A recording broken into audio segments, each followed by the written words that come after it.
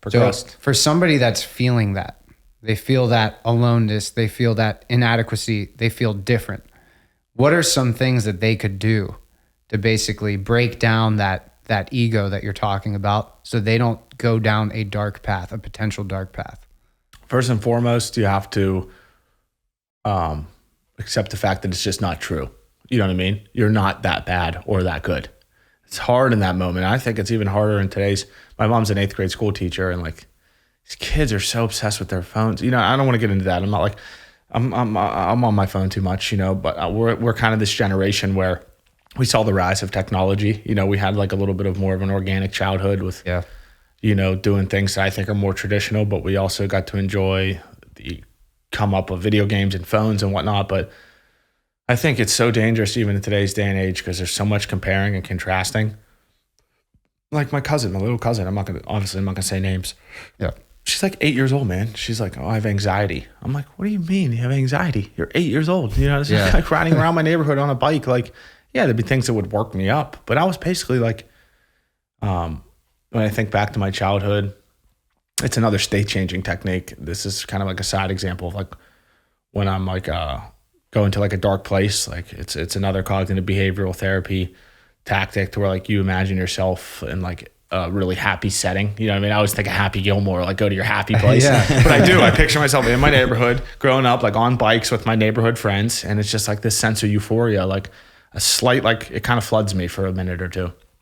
And, you know, but I just think like, you know, somebody like that says she's anxious at like 8 or 9 years old or something like that. I think that they're at more of a challenge to compare and contrast.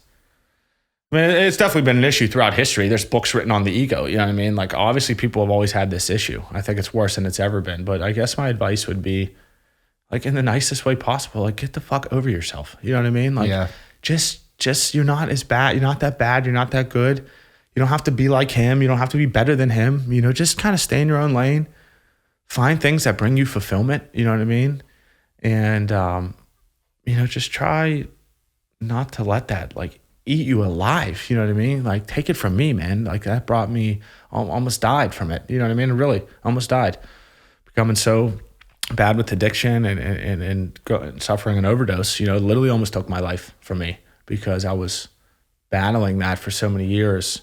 And, you know, I didn't think it was going to go down that path of that bad of an addiction, but it all stemmed from that comparing and contrasting. And, you know, it almost took me out completely, you know? So I would just say, you know, just don't think of yourself like, don't think of yourself so much. Think of yourself less, you know what I mean? Mm-hmm. Less self-centered and help others and just kind of, that would be the way that I would combat it, you know?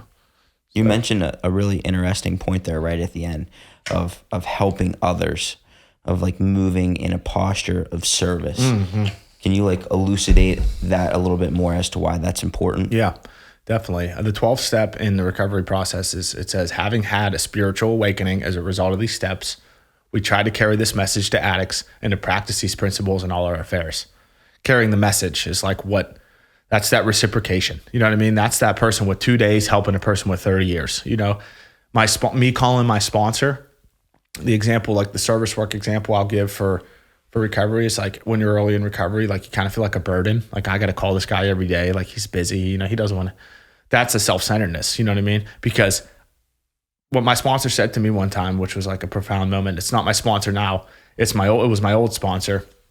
You know, you might have the same sponsor forever, but if it's not a perfect match or you find somebody or whatever, like I had a temporary sponsor, then a second sponsor. Now I'm on my third sponsor who I've had for a while. But what the one sponsor said to me was, you owe it to me to call me because you helped me get another day clean. And when he said that to me, I stopped feeling like a burden. And I looked at it as an act of service because that's the reciprocation that comes in recovery, the one addict helping another. He got 30 years by helping people and by him helping them, I help him. And I stopped looking at it as a bother. And I started to look at it as, wow, I help this guy stay clean. Me calling him is helping save his life and helping him stay clean. And service work is like really, really pushed in recovery. You know, every Sunday, the first Sunday of every month is area service. It's held in Oakmont for NA. You take service positions like They say when you're asked to speak, you know what I mean? Like, and I look at this as an act of service, like I shared in the beginning. Like, you're not supposed to say no. Like, I got asked to speak on a Thursday in a meeting in McKeesport like 2 weeks ago, and I had to work, and I hadn't been speaking a lot, and I didn't want to go. And part of me was like, the narrative in my head was like, call this person and see if he can get somebody else. You know what I mean? I've only done that one time, and it was because I needed to work steps with my sponsor, not because I wanted to go sit at home. But I take it upon myself that when somebody, it's an honor to be asked to speak. That means they like what you have. You've shared something that is impactful. They want your story. You know what I mean? And, that's one of the purest forms of service in recovery is when you're asked to give back and asked to speak, you go. You know what I mean? Somebody canceled. My sponsor takes a meeting into Forbes Hospital the third Monday of every month. He has a service physician. They call it H&I in NA. It's hospitals and institutions. I just went up to Armstrong County Jail and took a PREA class. I'm able to speak at the jail now. I haven't gone yet, but those things are really another thing that separates the men from the boys. Most people who have stayed clean a long time have really been actively involved in service work. And my sponsor called me a few Mondays ago, and he said, this so-and-so girl was supposed to speak for me. I haven't even heard from her. I said, well, who's going to speak? He said, well, you are.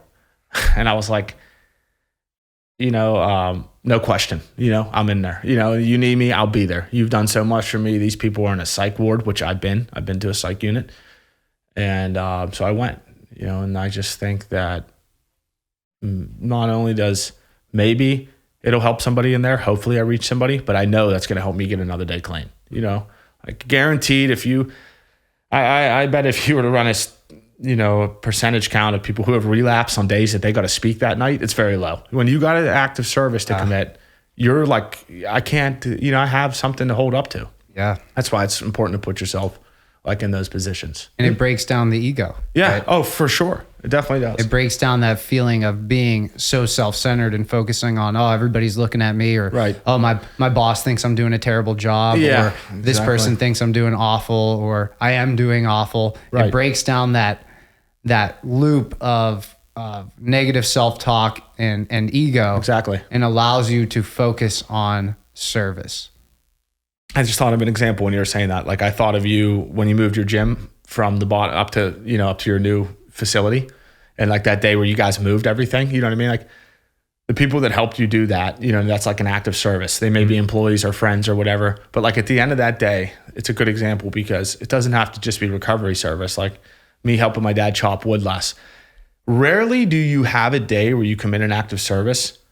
Not rarely, never, that you go to bed or that you don't feel good at the end of the day. Like, it might stink while you're doing it to lift all those heavy weights or chop firewood, but like you feel like you accomplished something and you help somebody, and it's like a win. You know what I mean? Like, and you don't think back. When was the last time you were laying in your bed like, remember how hard that day was? We moved all those weights. Like, you don't think like that. No. Like, it seems so hard in that moment.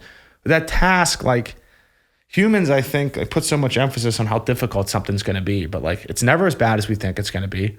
And when this act of service is complete, it's a win. You know what I mean? It's like a win for everybody. I know you guys like had like a little party up there that night. I remember when you told me you guys had a good time and everything was finished. That's just an example I could relay to you, to where like it seems like a shitty job to do, but I bet you guys felt pretty good when it was done. You know what I mean? Definitely. Kind of thing. And the people that helped you probably felt like they felt good about it, like they were a part of something. So I think it helps reinforce like that sense of purpose too, and like echoes that light that you were talking about between like the lightness and the darkness. Like, I bet whenever you were done chopping wood with your dad, you weren't like, wow, like I have a worse relationship with my dad. Right, now. exactly. Or whenever you went to speak to that meeting, you're like, wow, I want to go like relapse. Yeah, right. Same thing with those guys that helped us move the gym. Yeah. I'm sure like when they were on their way to help serve, they weren't like, I'm going to leave this gym tomorrow. Yeah. Like, I'm going to quit coming to this gym tomorrow. Exactly. It strengthens the bond to your purpose. Yeah. It strengthens the bond to what you're doing whenever you know that you're doing it because you want to, not because you're getting something in reward for it. Yep, exactly. It's just, like when you take action or you do something, like you're just always better off after. You know what I mean? It's difficult during it sometimes. And like we were talking about the motivation thing with like Mel Robbins and how motivation is kind of nonsense and self-discipline is what carries you. I love days that I'm motivated. It's fun. Like I love a day where I really want to go to the gym. You know what I mean? Like I ride those days out, you know, I'm feeling good. My body feels good, or I want to go to a meeting or whatever. I really do enjoy those days, but there are more days that I don't want to do it. And it's easy to do it when you're motivated, but the real winners do it when they're not motivated. And that's back to that self-love. You know what I mean? That confidence that you were talking about earlier, that's when that comes back into play. And I just think that's just like, I'd say today's theme, like to me, like the saying I keep saying, like what separates the men from the boys. You know what I mean? Whether that be recovery, business, fitness, spirituality, whatever it is. And it's self-discipline and like this sort of grittiness, you know what I mean? Where it's like, I'm in charge now. You know what I mean? My brain doesn't tell me what to do. Where so many people, I think, fall into that trap of they listen to the narrative, that inner. Joe Rogan says that, like, when I conquer that inner bitch, like when he goes and works out real early in the morning, everything's screaming at him to stay in bed. But it's like, fuck you, man. Like, I'm going to do this. And that's just like the best feeling. Yep. Yeah, it's like really. When we say go, we go. Yeah, that's it. When we say go, we go, man. That's my mantra.